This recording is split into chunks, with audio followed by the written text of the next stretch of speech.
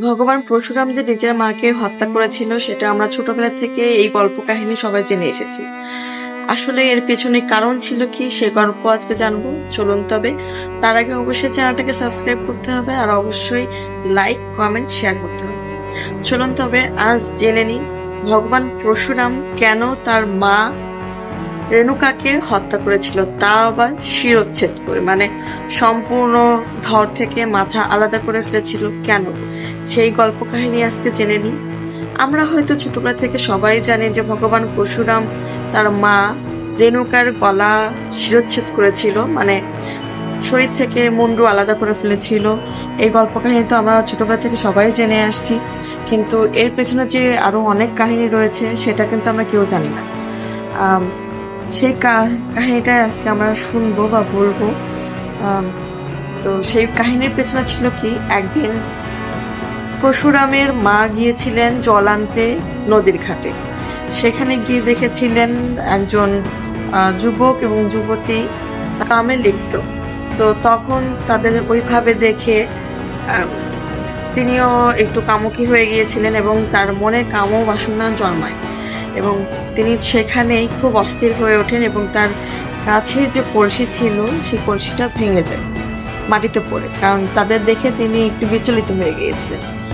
পরবর্তীতে তিনি কলসিতে জল ভরে যখন বাড়ি ফিরছিলেন, ভগবান পরশুরামের বাবা তাকে দেখে, তিনি ছিলেন তপস্যায়, কিন্তু তখন যখন রেণুকা ফিরেছিলেন কুটিতে তখন তাকে দেখে তিনি ধরতে পেরেছিলেন যে সে মনের দিক থেকে স্থির নেই এবং তার মনে কামবাসনা জন্ম নিয়েছে।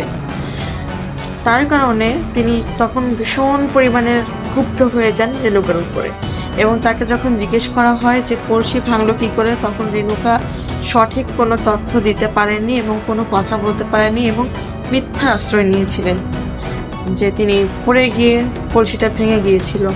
কিন্তু এটা শুনে, যেহেতু যমদগ্নি ছিলেন একজন তেজস্বী পুরুষ এবং আধ্যাত্মিকতায় পরিপূর্ণ, তাই তিনি আধ্যাত্মিকভাবে সেটা দেখতে পেয়েছিলেন এবং তার কাছ থেকে জানতে চেয়েছিলেন যে আসলে কেন এটা হলো, কিন্তু মাতা রেণুকা সেটা কি বলতে চাচ্ছিলেন না। পরবর্তীতে তিনি যখন রেগে গেলেন তখন তার বাড়িতে থাকা দুই ছেলেকে হুকুম দিয়েছিলেন যে তার মাকে যেন তারা হত্যা করে, যেহেতু তিনি মিথ্যা আশ্রয় নিয়েছেন।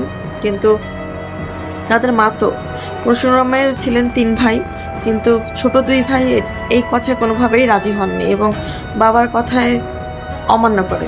পরশুরাম তখন বাড়িতে ছিলেন না এবং বাবার কথা অমান্য করাতে তার বাবা তাদের উপর খুবই ক্ষুব্ধ হয় এবং খুবই অভিশাপ দিয়েছিলেন আর কি। পরবর্তীতে যখন পরশুরাম বাড়িতে এসেছিল এবং পরশুরাম আসার সঙ্গে সঙ্গে বাবা যমদগ্নি সেই কথা তার পরশুরামকে জানায় এবং আদেশ দেয় যে এই মুহূর্তে যেন তার মা এবং ছোট 2 ভাইয়ের শিরোচ্ছেদ করে। পরশুরাম ছিলেন প্রচন্ড বাবা একনিষ্ঠ পুত্র, মানে পিতা যা বলতেন তাই তিনি মাথা পেতে মেনে নিতেন।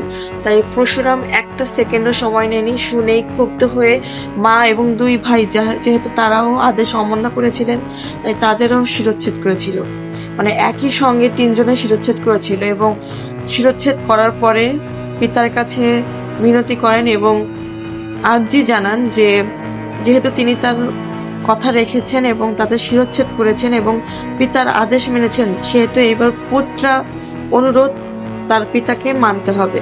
তাই তিনি অনুরোধ করেছিলেন যে যা হয়েছে হয়েছে, মা এবং 2 ভাইয়ের হয়ে তিনি ক্ষমা প্রার্থনা করছেন এবং সেই সাথে মায়ের এবং 2 ভাইয়ের একই সাথে জীবন ফিরে চেয়েছিলেন পরশুরাম। আর এও চেয়েছিলেন যে তারা যেন যখন তাদের জ্ঞান ফিরবে তখন যেন তারা এই কথার কোনোভাবেই জানতে না পারে বা তাদের স্মৃতিতে এই ঘটনা যেন না থাকে যে তাদের ভাই জ্যেষ্ঠ ভ্রাতা তাদের শিরোচ্ছেদ করেছে এবং তারই গর্ভে ধারণ করা ছেলে তার শিরোচ্ছেদ করেছে এবং কেন করেছে এই ঘটনা যেন কোনোভাবেই তাদের মাথায় না থাকে, সেই অনুরোধ জানায়। এবং পরশুরামের পিতা যমদগ্নি তখন পরশুরামের উপর প্রসন্ন হন এবং একই সাথে তাদের সকলের জীবন ফেরানোর জন্য ভগবানের কাছে মিনতি জানান এবং জীবন ফিরিয়ে দেন, এবং একই সাথে তারা যেন এইসব ঘটনা মনে না রাখে সেজন্য সেই মিনতিও করে এবং সবাই পরবর্তীতে ভালোভাবে দিন যাপন করে। তো আপনারা কে কে জানতেন এই ঘটনা অবশ্যই কমেন্ট করে জানাবেন। আমি এই ঘটনা জানতাম না, আমি অন্য একটা মাধ্যম থেকে জেনেছি, তাই ভাবলাম আপনাদের সঙ্গে শেয়ার করি।